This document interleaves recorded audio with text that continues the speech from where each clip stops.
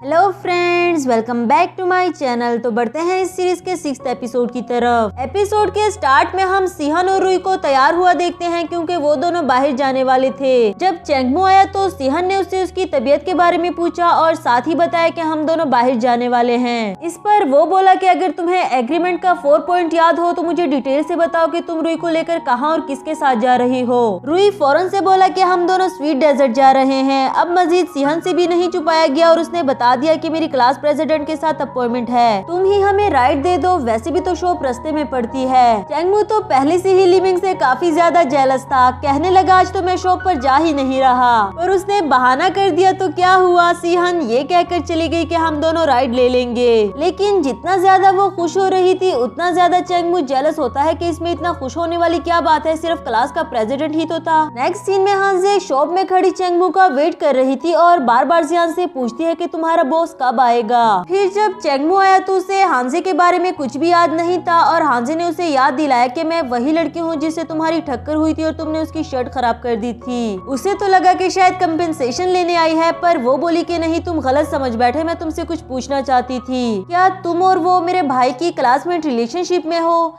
चेंगमू भी उसके यहाँ आने की असल वजह जान गया, कहने लगा इसे तुम्हारा कोई भी लेना देना नहीं। जियान को उसे सर्व करने के लिए कहा और बताया कि मुझे कोई भी डिस्टर्ब ना करे, यानी कि इस लड़की को मेरे पीछे बिल्कुल भी आने मत देना। पहले ही वो इसके भाई की वजह से इतना गुस्सा था। नेक्स्ट सीन में लिमिंग सिहन और रुई को लेकर पार्क में आ गया था बिकॉज उसे लगता है कि यहाँ रुई ज्यादा एंजॉय कर सकेगा।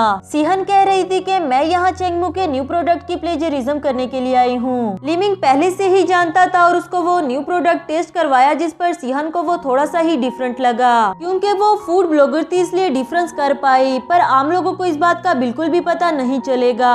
लिमिंग बोला कि मैंने इस बारे में हेडक्वार्टर को इन्फॉर्म कर दिया था, पर उन्होंने बताया कि ये रेसिपी तो कंपनी ने खरीद ली थी। जबकि सिहन बोली ऐसा बिल्कुल भी नहीं है, मैंने खुद चेंगमू को घर में पहली बार बनाते हुए देखा। अब लिमिंग ने भी उसे पूछ ही लिया कि क्या तुम दोनों डेटिंग कर रहे हो, एंड सिहन ने उसे क्लियर किया कि ऐसी कोई बात नहीं, बस हम रुई का एक साथ ख्याल रखते हैं। असल में मेरी बहन और बहनोई की मैरिड लाइफ में कुछ मसले चल रहे हैं, यकीनन तुम समझ ही गए होगे। वो भी बहुत अच्छे से समझ गया था और इसके बाद अपनी शॉप की कुछ नई रेसिपीज उसे ट्राई करवाने लगा। इसका टेस्ट भी काफी अच्छा था। सिहन दिल ही दिल में कहने लगी कि आखिरकार चेंगमू को उसका कंपटीटर मिल ही गया। रुई को भी ये डेजर्ट ट्राई करने के लिए कहती है, पर वो बोला कि मैं सिर्फ अपने गॉडफादर की शॉप से ही खाऊंगा। तो दूसरी तरफ बेचारे चेंगमू का तो जेलसी के मारे काफी बुरा हाल था और बीच में लेमन्स की शामत आ गई थी। बाहर खड़े उसके पार्टनर्स भी सोच रहे थे कि कुछ न कुछ तो गलत हुआ है। भाई कहने लगा कि बॉस ने इतने सारे लेमन्स काट दिए, हालांकि उन्होंने कभी भी अपनी रेसिपी में एसिडिटी ऐड नहीं की। वहीं सुनेन को हांजे नजर आई जो कि कब से किचन की तरफ देख रही थी, यानी कि चेंगमू का वेट कर रही थी। जियान ने बताया कि ये लड़की तो सुबह से यहाँ बैठी है, बॉस से बात करना चाहती थी पर उन्होंने मिलने से मना कर दिया। और ये जानने के बाद कि ये लिमिंग की सिस्टर है, अब तो उन्हें और शक हो गया कि ये जरूर यहाँ पर हमारी रेसिपी चोरी करने आई है। भाई ने जियान को टास्क दिया कि ये लड़की बॉस के करीब जाकर उससे रेसिपी उगलवाना चाहती है, पर तुम ऐसा होने बिल्कुल भी ना देना। जियान ने बिल्कुल वैसे ही किया, उसे बातों में लगाया था कि वो बॉस का मजीद वेट ना करे और यहाँ से चली जाए। इधर सिहन और लिमिंग अपनी बातों में लगे हुए थे तो वहाँ रुई को खेलते खेलते चोट लग गई। ये बात बताने के लिए उसने चेंगमू को कॉल की जो कि लेमन के साथ लड़ाई कर रहा था और कहने लगा कि फाइनली तुम्हें मेरी याद तो आई। फोन रिसीव करके गुस्से में बोला कि मैं बिजी हूँ, लेकिन रुई के बारे में सुनकर फौरन से भागा। यहाँ डॉक्टर ने रुई को कैंडी दी कि आप कितने ब्रेव चाइल्ड हो, एंड रुई बोला कि वैसे तो आपने मुझे हर्ट किया, पर इस कैंडी की खातिर मैं आपको माफ कर देता हूँ। फिर डॉक्टर ने सिहन को बताया कि चोट इतनी गहरी नहीं है, जल्दी ही ठीक हो जाएगा, पर तुम दोनों को अपने बच्चे का ख्याल रखना चाहिए। यहाँ चेंगमू भी दौड़ते हुए आया और रुई के बारे में डॉक्टर से पूछने लगा, जिस पर वो बोला कि रुई अब ठीक है, मैंने इसकी डिटेल उसके पेरेंट्स को दे दी। अब ये सुनकर तो उसे और भी ज्यादा गुस्सा आ जाता है और रुई को उठाते हुए ले जाने लगा। लिमिंग ने भी उससे सॉरी किया कि मैं तुम्हारे लिए रुई का अच्छे से ख्याल नहीं रख सका, तुम अभी घर जाओ, हम फिर कभी मिलेंगे। और सिहन बोली कि मैं तुम्हारी शो प्रमोशन के लिए आर्टिकल जरूर लिखूंगी जैसा कि मैंने तुमसे प्रॉमिस किया। रुई भी अंकल को बाय बाय करता है और चेंगमू ने सिहन को अपने साथ आगे बैठने के लिए कहा। सिहन भी थोड़ा नर्वस थी और चेंगमू ने लिमिंग को देखकर उसे जेलस करने के लिए सिहन का सीट बेल्ट बांधा। खैर अब ऐसा लगता नहीं कि चेंगमू मजीद अपनी फीलिंग्स छुपा पाएगा क्योंकि उसकी जेलसी दिन ब दिन बढ़ती जा रही है। नेक्स्ट सीन में यू को दिखाया जाता है जहां उसका नया बिजनेस पार्टनर मिस्टर शन उससे मिलने के लिए आया था। ये सिर्फ उसका बिजनेस पार्टनर ही नहीं बल्कि एक्स बॉयफ्रेंड भी है, इसलिए उसे काफी फ्री होने की कोशिश कर रहा था। उसे बताता है कि इतने सालों में तुमने एक बार भी मुड़कर नहीं देखा और सिर्फ अपने भाई की खातिर मुझे छोड़ दिया।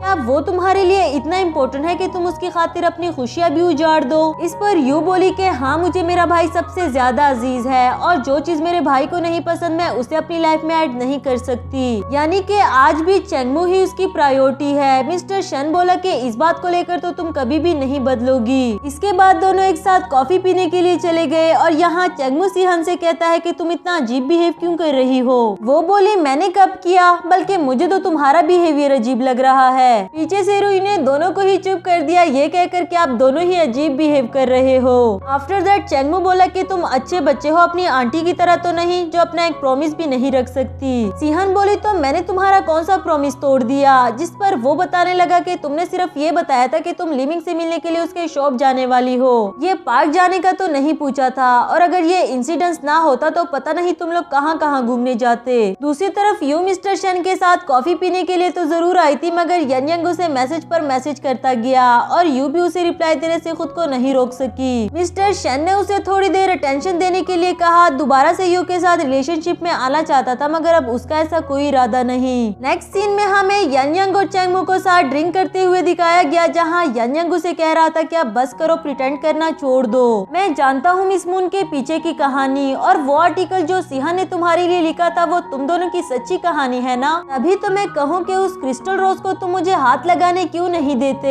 तुम उससे कितना प्यार करते हो यार, कम से कम उसे अब तो बता दो। उसकी लाइफ में उसका क्रश भी वापस आ गया। अगर तुमने कुछ भी नहीं किया तो वो दोनों रिलेशनशिप में आ जाएंगे। अगर इसमें तुम्हें मेरी हेल्प चाहिए हुई तो मुझे जरूर बताना। वैसे आज तो चेंगमू को भी अपना आप बिल्कुल यंग की तरह लगा। जैसे वो हमेशा यू का पीछा करता है, ऐसे ये भी सीहन को अपनी फीलिंग्स बताना चाहता था। यंग बोला कितने अफसोस की बात है, तुम दोनों एक साथ एक घर में रहते हो और अभी तक अपना रिलेशनशिप नहीं बना सके। वैसे सच सच बताना, तुम दोनों के बीच में कभी भी कुछ नहीं हुआ? काफी सोचने के बाद चेंगमू बोला कि हाँ हुआ था ना, 1 साल पहले हमने किस की थी। यंग का तो हंसी से बुरा हाल था कि 1 साल पहले तुमने लड़की को किस की थी और आज वो अपने क्लास प्रेसिडेंट के साथ हॉस्पिटल क्या चली गई तो तुमसे रहा नहीं गया। अगर तो तुम इसी स्पीड से चलते रहे तो ब्रो तुम हमेशा के लिए सिंगल रहना डिजर्व करते हो। चेंगमू भी उसकी इस बकवास से गुस्सा होकर वहाँ से चला गया। घर आता है जहाँ सीहन बेटी कार्टून देख रही थी और रुई के बारे में पूछता है तो सीहन ने बताया कि मैंने उसे सुला दिया।